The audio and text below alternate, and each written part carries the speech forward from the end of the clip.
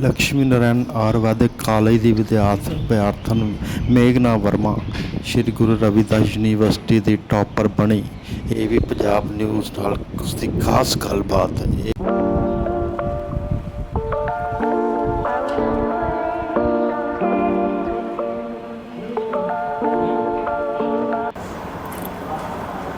हाँ जी बेटा, क्या नाम है आपका?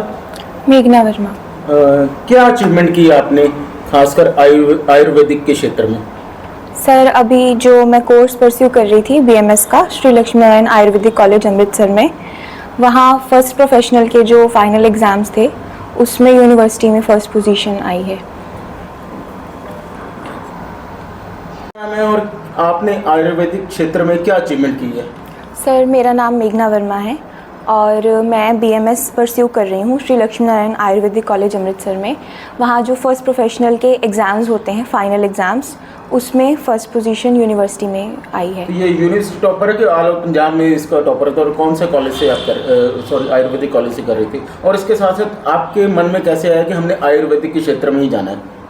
शुरू से आयुर्वेद के प्रति मेरा इंटरेस्ट रहा है, जैसे फैमिली में पेरेंट्स को देखा है, और मेरा अपना भी इंटरेस्ट है कि जो हमारे शास्त्रों में या हमारे ग्रंथों में बताया गया है आयुर्वेद के बारे में, उसे ज़्यादा से ज़्यादा पहचाना जा सके। क्योंकि जितने भी इम्पॉर्टेंट डिजीज़ेज़ आजकल चल रही हैं, उसका बहुत अच्छा क्योर हमारे पास ऑलरेडी है, तो क्यों ना उसे परस्यू करके, उसे समझकर जो है वो ट्रीटमेंट करा जा सके। आयुर्वेदिक और संस्कृत का बड़ा मेल है आपस में। जी। कैसे आपने इस स्टडी को कैसे किया study? Sanskrit as a subject हम पढ़ते हैं। हमारे जो फर्स्ट प्रोफेशनल में कुछ सब्जेक्ट्स होते हैं, उनमें एज अ सब्जेक्ट संस्कृत को पढ़ाया जाता है, और मेरा अपना इंटरेस्ट भी था संस्कृत की लैंग्वेज को समझने का और सीखने का, तो ऑटोमेटिकली वो उसके साथ कवर होता गया। उससे संस्कृत का जो स्क्रिप्ट्स होते हैं, हमारे जो श्लोक्स होते हैं, हम श्लोक्स में सब कुछ पढ़ते हैं, तो वो उसके साथ चलता रहा। ज़्यादा स्टूडेंट ने हम यूनिवर्सिटी टॉप करे ऑल पंजाब में, कैसा लगता है? अच्छा लग रहा है, लेकिन अभी ये बहुत छोटा है, अभी आगे बहुत कुछ करना है। क्या एम है, क्या आगे क्या करना है, क्या मन में चल रहा है? फादर साहब की बात करें तो वो भी आपके साथ हैं, सपोर्ट कैसा रहता है फैमिली का? सबसे ज़्यादा सपोर्ट फैमिली का ही है। मैं बिल्कुल नई थी, पर मेरा इंटरेस्ट था, लेकिन सब कुछ सिखाना और कैसे क्या करना है वो सब तो फैमिली ने ही कराया। तो टीचर्स बिल्कुल बहुत ज़्यादा सपोर्ट रहा उनका। मेरे सारे फैकल्टी जो कॉलेज के हैं, उन्होंने बहुत अच्छे से सब कुछ समझाया। सब कुछ नया होने के बावजूद भी बहुत इजीली उसको ग्रैस्प करने में मुझे कोई ज़्यादा दिक्कत नहीं आई, तो काफ़ी सपोर्ट टीचर्स का। आयुर्वेद का इलाज जो इतिहास चलाता है, पुराने ज़माने की बात करें तो आयुर्वेद ही काम आता है, लेकिन आयुर्वेद का इलाज भी जो होता है वो कोई साइड इफेक्ट नहीं होता, लेकिन यंग जनरेशन इसमें क्यों नहीं आगे आना चाहती? सर, एक बात तो मैं पहले बताना चाहूँ कि ऐसा नहीं है कि आयुर्वेद के साइड इफ़ेक्ट्स नहीं होते हैं। आयुर्वेद के भी साइड इफ़ेक्ट्स होते हैं, लेकिन उससे कितनी अमाउंट में कब किस मेडिसिन को यूज़ करना है, वो एज अ फिजिशियन को जो पता है, पहले उससे पूछकर फिर ही करना चाहिए। तो ये बात तो, ये मिथ चलता है आजकल कि इसके साइड इफ़ेक्ट्स नहीं हैं, लेकिन इसके साइड इफ़ेक्ट्स हैं, और बिल्कुल सोच समझ के जैसे डॉक्टर कहता है उसके बाद ही मेडिसिन लेनी चाहिए, तो उसके साइड इफ़ेक्ट्स नहीं होते हैं। तो यंग जनरेशन क्यों उससे दूर भागती है, खासकर क्योंकि वो आयुर्वेद को मानती नहीं, वो तो कहती है अंग्रेजी दवाइयाँ चाहिए हमें, जल्दी असर हो जाए, क्योंकि आयुर्वेद का इलाज टाइम लेता है। सर, वैसे आजकल काफ़ी यूथ जो है वो इसकी तरफ अपना जो है प्रभावित हो रहा है, ऐसी बात नहीं है, अब लोग इसकी तरफ आने लगे हैं।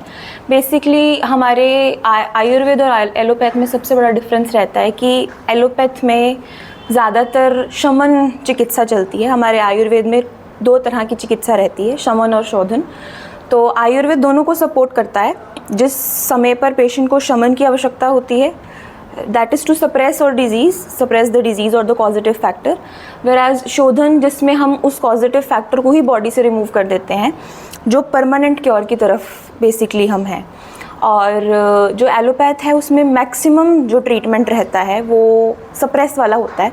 जैसे जो आयुर्वेदिक मेडिसिन्स हैं उनमें हमारे पास वैरायटी है, हम शमन भी कर सकते हैं, शोधन भी कर सकते हैं, लेकिन मैक्सिमम जो एलोपैथ की ड्रग्स रहती हैं उसमें उस बीमारी को, उसके कॉजेटिव फैक्टर को उसी जगह सप्रेस करने की जो है। सब्र का फल मीठा है। जी बिल्कुल। जी। क्या करना मैसेज देना चाहेंगे, टॉप किया अपने लोगों को, आपके साथी स्टूडेंट को, अपनी एज के लोगों को? मेरा मैसेज यही है कि ऐसी बात नहीं है, जैसे बहुत सारे बच्चों को ये डर रहता है कि आयुर्वेद में आने के बाद उनका स्कोप कम है। ऐसा नहीं है, स्कोप है। आपका इंटरेस्ट होना चाहिए और ये खुद ही इंटरेस्ट जगा देता है वैसे तो मेरा यही मैसेज रहेगा सबको कि ज़्यादा से ज़्यादा जिस भी फील्ड में आप हैं उसमें अपना। हाँ डॉक्टर साहब, बेटी ने टॉप किया है, मतलब तो किस तरह फीलिंग है, खासकर जो बच्चियाँ कोई अचीवमेंट करती हैं तो सब तो ज़्यादा खुशी फादर साहब ने मिलती है। बहुत अच्छा लग रहा है जी। हमारे परिवार में पिछले कोई 70 साल से आयुर्वेद चल रहा है। मेरे पिताजी इसी कॉलेज में पढ़ाते भी रहे हैं किसी टाइम पर, जिस कॉलेज में आज मेरी बेटी पढ़ रही है। तो आज उसने इस अचीवमेंट को करके परिवार का नाम रोशन किया है, हमारे लिए बहुत खुशी की बात है और आगे भी ये करे, इसके लिए डॉक्टर साहब आपकी विरासत 70 साल की विरासत को आगे लेके जाना चाहती है। बिल्कुल जी, बिल्कुल। डॉक्टर साहब आयुर्वेद की बात करें तो लोग कहते हैं कि यार जल्दी हमें कोई इलाज होता है ना, कोई भी जल्दी हमें फ़र्क पड़ जाए। आयुर्वेद इलाज करता है, प्रॉपर करता है, टाइम लेता है, लेकिन आदमी खड़ा कर देता है, मतलब कि पूरी तरह ठीक है। ऐसा नहीं है जी, आयुर्वेद में धारणा है लोगों की ऐसी धारणा है, लेकिन जो डिज़ीज़ जितना टाइम लेने वाली है, अगर कोई जल्दी ठीक होने वाली है तो आयुर्वेद में वो भी जल्दी ठीक होती है। जो बीमारियां लंबा समय चलने वाली होती हैं, अब किसी को गंठिया की प्रॉब्लम है तो वो 1-2 दिन में ठीक नहीं होने वाली।